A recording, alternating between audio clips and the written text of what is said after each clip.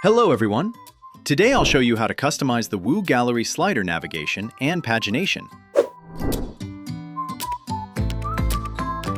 Let's get started. First, go to the Woo Gallery Global Settings. Under the General Settings tab, you'll find the Gallery Layouts option. Here, you can explore 16 unique and engaging layouts. Since we're focusing on navigation and pagination, choose a layout that includes these features. After selecting the layout, go to the Gallery tab. Here, you'll see the navigation and pagination options. Simply enable slider navigation.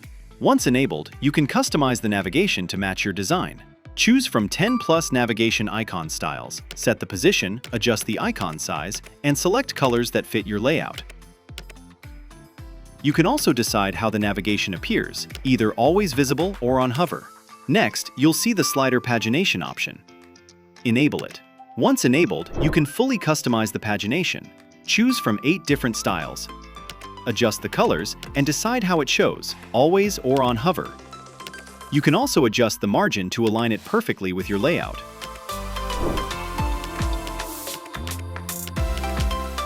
And that's it! Thanks for watching!